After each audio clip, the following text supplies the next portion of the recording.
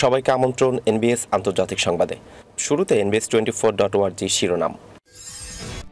টার্গেটে ভারত নাকি আমেরিকা, চীনা সেনাকে আরও সমৃদ্ধ করার ঘোষণা দিল জিনপিং। ফ্রান্সে ইসলাম বিদ্বেষী নতুন আইন পাস, মুসলমান সম্প্রদায়কে অমর্যাদাকর অবস্থায় ফেলে দেবে এই আইন, দাবি বিশেষজ্ঞদের।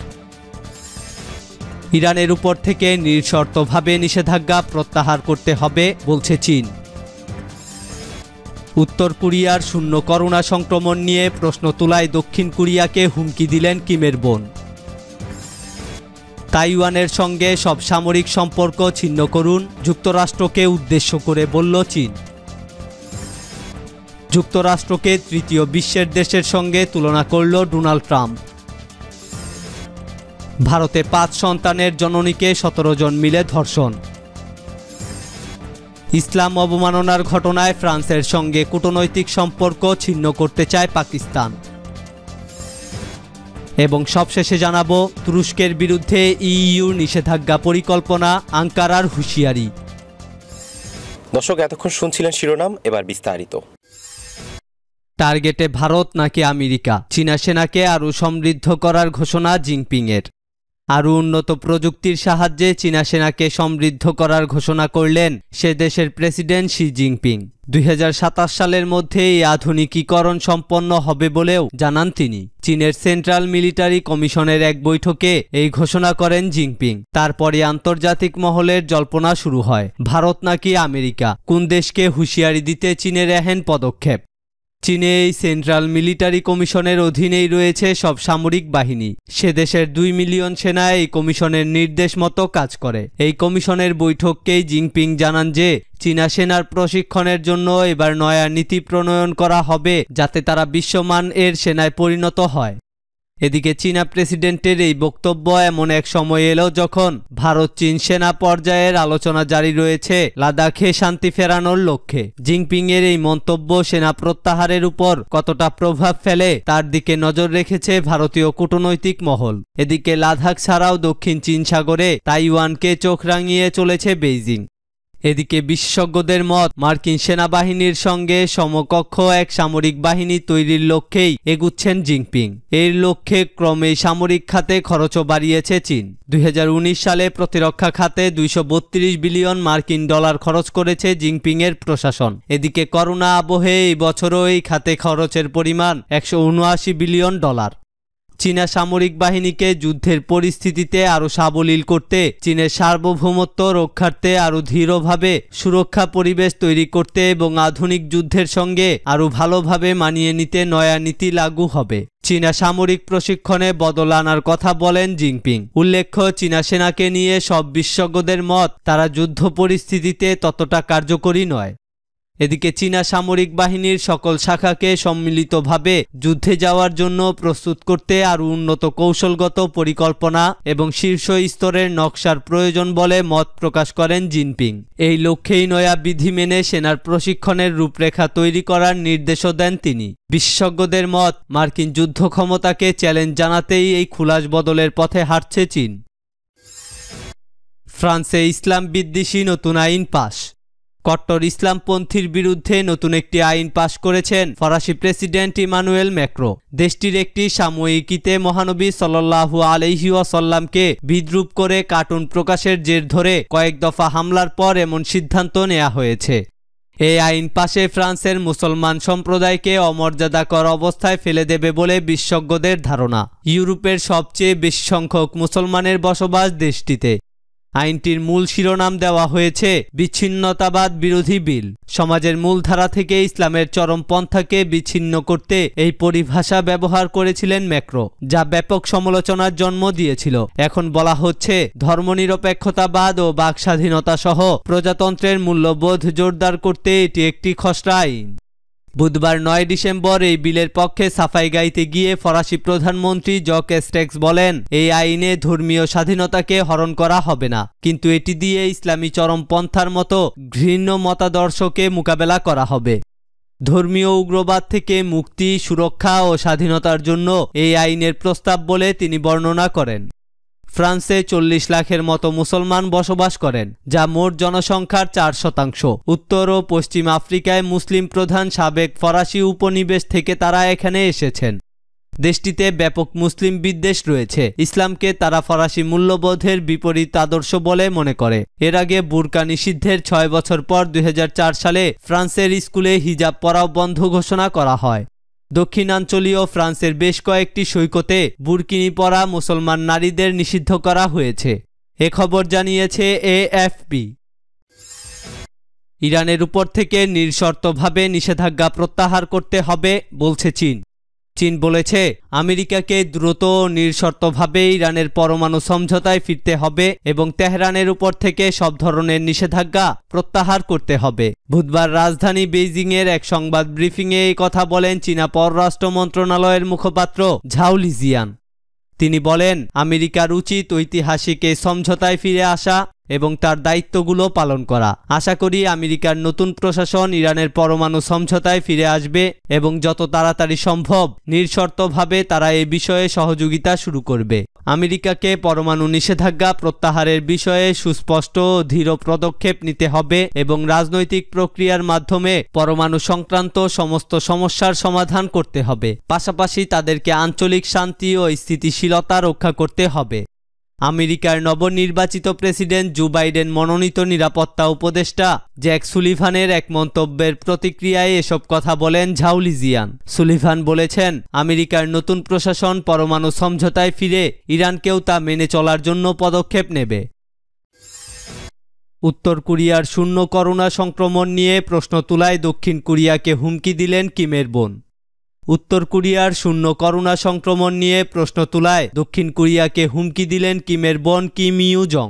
উত্তর কোরিয়া প্রশাসনের পক্ষ থেকে দাবি করা শূন্য করোনা সংক্রমণ নিয়ে সংশয় প্রকাশ করেছিলেন দক্ষিণ কোরিয়ার পররাষ্ট্রমন্ত্রী ক্যাং কেউং ওয়া। তাতেই খেপেছেন উত্তর কোরিয়ার নেতা কিম জং উনের বোন কিম ইউ জং। সিউলের উপর রাজনৈতিক সম্পর্ক আরও ক্ষতিগ্রস্ত করার অভিযোগ এনেছেন তিনি। বুধবার উত্তর কোরিয়ার গণমাধ্যম জানায়, কিম ইউ বলেছেন, দক্ষিণ কোরিয়ার পররাষ্ট্রমন্ত্রীর মন্তব্য অপরিণামদর্শী। তার কথার উদ্দেশ্য আমাদের কাছে স্পষ্ট। আমরা এমন মন্তব্য ভুলব না, এর মূল্য দিতে হবে। গত শনিবার বাহরাইনে এক সম্মেলনে দক্ষিণের পররাষ্ট্রমন্ত্রী ক্যাং কেউং ওয়া বলেন, মহামারীর এই সময়ে উত্তর কোরিয়া আরও বেশি গোপনীয়তা অবলম্বন করছে। একসঙ্গে করোনা মোকাবেলার প্রস্তাব প্রত্যাখ্যান করেছে। তারা বলছে সেখানে কোনো করোনা সংক্রমণ নেই। এটা বিশ্বাস করা কঠিন। গত জানুয়ারি থেকেই উত্তর কোরিয়া চীন রাশিয়া সীমান্তে আরও কড়াকড়ি আরোপ করেছে। বিদেশি কূটনৈতিকদের ফেরত পাঠিয়েছে ও আন্তর্জাতিক ফ্লাইট বন্ধ রেখেছে। শুরু থেকেই হাজারো মানুষকে সন্দেহভাজন মনে করে কোয়ারেন্টাইন করেছে দেশটি। তবে উত্তর কোরিয়ার করোনা মুক্তির দাবি যাচাই করা কঠিন। বিশেষজ্ঞরা বলছেন, সারা বিশ্বে যখন এই পরিস্থিতি, তখন ভাইরাস থেকে একটি দেশের সম্পূর্ণ মুক্ত থাকার বিষয়টি বিরল। গত সপ্তাহে উত্তর কোরিয়ার গণমাধ্যম KSNA জানায়, পিয়ংইয়ংয়ে উচ্চমাত্রার জরুরি অবস্থা জারি করা হয়েছে। এ খবর জানিয়েছে দ্য গার্ডিয়ান। তাইওয়ানের সঙ্গে সব সামরিক সম্পর্ক ছিন্ন করুন, যুক্তরাষ্ট্রকে উদ্দেশ্য করে বলল চীন। তাইওয়ানের সঙ্গে সামরিক সম্পর্কের পরিণতির বিষয়ে মার্কিন যুক্তরাষ্ট্রকে সতর্ক করেছে চীন। চীনের প্রতিরক্ষা মন্ত্রণালয়ের মুখপাত্র রেন গুয়াং বলেছেন, মার্কিন যুক্তরাষ্ট্র তাইওয়ানের কাছে $28 কোটি অস্ত্র বিক্রির পদক্ষেপ এক চীন নীতির বিরোধী। তিনি আরও বলেছেন, এ ধরনের সিদ্ধান্ত যুক্তরাষ্ট্রের সঙ্গে চীনের সম্পর্ককে আরও বেশি খারাপ করবে এবং তাইওয়ান প্রণালীতে শান্তি ও স্থিতিশীলতা ঝুঁকির মুখে পড়বে। চীন সরকার তাইওয়ানকে সে দেশের অবিচ্ছেদ্য অংশ বলে মনে করে। এর আগেও দেশটি তাইওয়ানের কাছে কোনো ধরনের অস্ত্র বিক্রির বিষয়ে হুঁশিয়ারি দিয়েছে। বেইজিং বলেছে, তাইওয়ানের সঙ্গে সব ধরনের সামরিক সম্পর্ক ছিন্ন করতে হবে। গত 4 দশকে তাইওয়ানে সবচেয়ে বেশি অস্ত্র বিক্রি করেছে মার্কিন যুক্তরাষ্ট্র। আমেরিকা তাইওয়ানের কাছে জঙ্গি বিমান সহ আরও অত্যাধুনিক অস্ত্র বিক্রি করতে যাচ্ছে বলে খবর প্রকাশিত হওয়ার পর চীন এ প্রতিক্রিয়া দেখালো। ট্রাম্পের শাসন আমলে চীন ও আমেরিকার মধ্যে সম্পর্ক উত্তেজনা অনেক বেড়েছে। যুক্তরাষ্ট্রকে তৃতীয় বিশ্বের দেশের সঙ্গে তুলনা ট্রাম্পের। যুক্তরাষ্ট্রকে তৃতীয় বিশ্বের একটি দেশের সঙ্গে তুলনা করেছেন প্রেসিডেন্ট ডোনাল্ড ট্রাম্প। সোমবার একটি অনুষ্ঠান শেষে মার্কিন প্রেসিডেন্ট নির্বাচনে ভোট জালিয়াতির বর্ণনা দেওয়ার সময় তিনি সাংবাদিকদের এ কথা বলেছেন। যুক্তরাষ্ট্রের ডমিনিয়ন ভোট ব্যবস্থা ও ডাকযোগে দেরিতে আসা ভোট গণনার সমালোচনা করেছেন ট্রাম্প। তিনি বলেছেন, এটা সাজানো নির্বাচন। আপনি যদি বিভিন্ন রাজ্যের দিকে তাকান তাহলে দেখতে পারবেন নির্বাচন ছিল পুরোপুরি সাজানো। এটা আমাদের দেশের জন্য অবমাননাকর। তৃতীয় বিশ্বের একটি দেশের মতো ব্যালট সব জায়গা থেকে চুরি করা হয়েছে, যন্ত্র ব্যবহার করা হয়েছে, কিন্তু কেউ জানে না মালিককে, কেউ কিছু জানে না। ট্রাম্প বলেন, হাজার হাজার ভোট পাঠানো অবস্থায় ধরা পড়েছে, তবে এর সবগুলো আমার বিপক্ষে। এটা তৃতীয় বিশ্বের কোনো দেশের মতো ছিল এবং আমি মনে করি ঘটনাগুলো তৈরি করা হয়েছিল। এ ব্যাপারে আমরা কি করতে পারি তা এখন আমরা বের করেছি। গত 7 নভেম্বর যুক্তরাষ্ট্রের প্রেসিডেন্ট নির্বাচনে ডেমোক্র্যাট প্রার্থী জো বাইডেনের কাছে পরাজিত হন বর্তমান প্রেসিডেন্ট ডোনাল্ড ট্রাম্প। তবে তিনি নির্বাচনে পরাজয়ের ইঙ্গিত পাওয়ার পর থেকেই ভোট জালিয়াতির অভিযোগ করে আসছেন। অবশ্য এ পর্যন্ত তার এই অভিযোগ বা দাবির পক্ষে কোনো প্রমাণ হাজির করতে পারেননি ট্রাম্প। ভারতে 5 সন্তানের জননীকে 17 জন মিলে ধর্ষণ। স্বামীর সঙ্গে বাজার থেকে ফেরার সময় ভারতের এক গৃহবধূকে গণধর্ষণের অভিযোগ উঠল 17 জনের বিরুদ্ধে। 35 বছরের ওই নারী 5 সন্তানের মা। টাইমস অব ইন্ডিয়া জানিয়েছে, গত মঙ্গলবার রাতে নৃশংস এই ঘটনা ঘটেছে ঝাড়খণ্ডের দুমকা জেলার মুফাসিল থানা এলাকায়। নির্যাতিতা বুধবার পুলিশে অভিযোগ জানিয়েছেন। অভিযুক্তদের বিরুদ্ধে ইতিমধ্যেই এফআইআর দায়ের করে তদন্তে নেমেছে পুলিশ। ডিআইজি সুদর্শন মণ্ডল জানিয়েছেন, ওই দিন রাতে আচমকা হানা দেয় অভিযুক্তরা। তারা সবাই মদ্যপ ছিল বলে জানিয়েছেন তিনি। তার কথায়, ওই নারীর দেওয়া বয়ানে জানা গেছে, গ্রামের বাজার থেকে রাতে ফেরার সময় অভিযুক্তরা তাদের উপর চড়াও হয়। নারীর স্বামীকে বন্দি করে তার উপর নির্যাতন চালায়। নির্যাতিতার ডাক্তারি পরীক্ষা করা হয়েছে। পুলিশ জানাচ্ছে, এখনো পর্যন্ত তারা একজনকেই শনাক্ত করতে পেরেছেন। সেই অভিযুক্তকে আটক করেছে পুলিশ। ওই নারীর কথায় কিছু অসঙ্গতি রয়েছে বলেও জানিয়েছে পুলিশ। ডিআইজির কথায়, আমরা গ্রামবাসীদের ধরে ধরে প্রশ্ন করে খতিয়ে দেখছি বিষয়টি, কেননা নারী তার বয়ান বদলাচ্ছেন। প্রথমে বলেছিলেন 5 জন ধর্ষণ করেছে। ইসলাম অবমাননার ঘটনায় ফ্রান্সের সঙ্গে কূটনৈতিক সম্পর্ক ছিন্ন করতে চায় পাকিস্তান। পাকিস্তানের প্রধানমন্ত্রী ইমরান খান ফ্রান্স সরকারের ইসলাম বিরোধী কর্মকাণ্ডের বিরুদ্ধে যৌথ পদক্ষেপ নেয়ার বিষয়ে ইসলামী সহযোগিতা সংস্থা বা ওআইসির সঙ্গে পরামর্শ করার দায়িত্ব দিয়েছেন পররাষ্ট্রমন্ত্রীকে।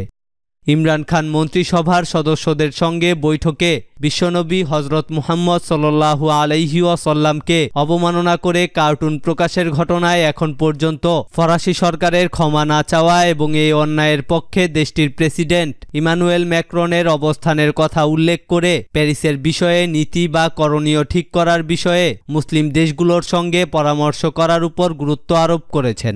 এমনকি পাক প্রধানমন্ত্রী ফ্রান্সের সঙ্গে কূটনৈতিক সম্পর্ক ছিন্ন করার বিষয়টি খতিয়ে দেখার জন্য পররাষ্ট্রমন্ত্রী শাহ মাহমুদ কুরেশিকে দায়িত্ব দিয়েছেন। প্রধানমন্ত্রী ইমরান খানের এই নির্দেশের পর পররাষ্ট্রমন্ত্রী ওআইসির সদস্য দেশগুলোর সঙ্গে পরামর্শ করে এ বিষয়ে প্রতিবেদন মন্ত্রিসভায় উত্থাপন করবেন বলে কথা রয়েছে। ইসলাম অবমাননার ঘটনার প্রতি ফরাসি প্রেসিডেন্টের সমর্থনের প্রক্রিয়ায় প্রধানমন্ত্রী পররাষ্ট্রমন্ত্রীকে এই দায়িত্ব দিলেন। ফ্রান্সের প্রেসিডেন্ট ইমানুয়েল ম্যাক্রন বাক স্বাধীনতার দোহাই দিয়ে ইসলাম অবমাননার ঘটনার প্রতি যে সমর্থন দিয়েছেন তার বিরুদ্ধে বিশ্বব্যাপী মুসলমানদের মধ্যে তীব্র ক্ষোভ সৃষ্টি হয়েছে। ফ্রান্সের বিরুদ্ধে তীব্র নিন্দা ও ক্ষোভ প্রকাশ করে মুসলিম কিংবা অমুসলিম দেশগুলোতে বসবাসকারী মুসলমানরা ব্যাপক বিক্ষোভ করেছে। মুসলমানদের পক্ষ থেকে তীব্র প্রতিক্রিয়া আসার পর ফ্রান্সের কোনো কর্মকর্তা তাদের অবস্থান থেকে পিছু হটতে বাধ্য হন। ইসলাম অবমাননার ঘটনায় বিশ্বব্যাপী মুসলমানদের পক্ষ থেকে তীব্র প্রতিক্রিয়ার পরিপ্রেক্ষিতে ফরাসি পররাষ্ট্রমন্ত্রী জন ইভ লুদ্রিয়ান বলেছেন, আমি ইসলাম ধর্মকে গভীর শ্রদ্ধা করি। তবে ফ্রান্সের কোনো কর্মকর্তা তাদের অবস্থান থেকে পিছু হটলেও বিশ্বব্যাপী মুসলমানদের খুব একটুও কমেনি। এদিকে উগ্রবাদীদের মোকাবেলার অজুহাতে ফরাসি সরকার সংসদে ইসলাম বিরোধী একটি প্রস্তাব উত্থাপন করা থেকে বোঝা যায় ওই দেশটির কর্মকর্তাদের মধ্যে প্রচণ্ড ইসলাম বিদ্বেষ কাজ করছে এবং তারা যে কিছুটা পিছু হটে এসেছে তারও উদ্দেশ্য রাজনৈতিক, যাতে বিশ্বব্যাপী মুসলমানদের খুব প্রশমিত হয়।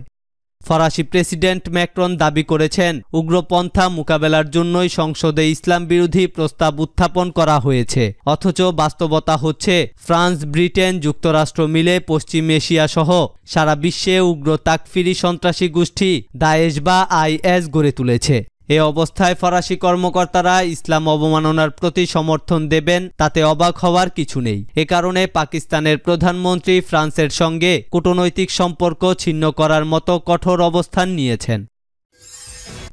তুরস্কের বিরুদ্ধে ইইউর নিষেধাজ্ঞা পরিকল্পনা, আঙ্কারার হুঁশিয়ারি। তুরস্কের প্রেসিডেন্টের মুখপাত্র ইব্রাহিম কালিন বলেছেন, তুরস্কের বিরুদ্ধে নিষেধাজ্ঞা আরোপের জন্য ইউরোপীয় ইউনিয়ন বা ইইউর আগ্রহ হতাশাজনক। তুরস্ক এ ধরনের পদক্ষেপ গ্রহণ থেকে বিরত থাকতে ইউরোপীয় নেতাদের প্রতি আহ্বান জানাচ্ছে। তিনি আরও বলেছেন, আমি তুরস্কের বিষয়ে ইইউর খসড়া বিবৃতিটি পড়েছি। তুরস্কের বিরুদ্ধে নিষেধাজ্ঞা আরোপের জন্য তাদের আগ্রহ দেখে হতাশ হয়েছি, তবে আমি আশা করি ইউরোপীয় নেতারা নিষেধাজ্ঞা আরোপের সিদ্ধান্ত নেবে না। তুর্কি প্রেসিডেন্টের মুখপাত্র বলেন, তুরস্কের বিরুদ্ধে হুমকি ও নিষেধাজ্ঞা কখনোই কাজে আসেনি। তিনি সতর্ক করে দিয়ে বলেন, এ ধরনের সম্ভাব্য সিদ্ধান্ত ইউরোপীয় ইউনিয়নের সঙ্গে তুরস্কের সম্পর্ককে যেমন খারাপ করবে, তেমনি গ্রিসের সঙ্গেও আমাদের সম্পর্কের অবনতি ঘটবে। তিনি বলেন, আমরা এখনও ন্যাটোর সদস্য এবং ইউরোপীয় ইউনিয়নের পূর্ণ সদস্য পদ লাভের মাধ্যমে পশ্চিমা জোটের শক্তিশালী অংশীদার ও মিত্র হিসাবে আমরা থাকতে চাই। তবে এর অর্থ এই নয় যে রাশিয়া এবং মধ্যপ্রাচ্যের সঙ্গে আমরা সুসম্পর্ক রাখতে পারব না। ভূমধ্যসাগরে গ্রিসের সঙ্গে উত্তেজনার জের ধরে তুরস্কের বিরুদ্ধে ইউরোপীয় ইউনিয়ন নিষেধাজ্ঞা জারির পরিকল্পনা গ্রহণ করেছে। দর্শক, এই ছিল এখনকার মতো। আমাদের পরবর্তী সংবাদ দেখার আমন্ত্রণ জানিয়ে বিদায় নিচ্ছি আমি শফিউল আলম আরাফ।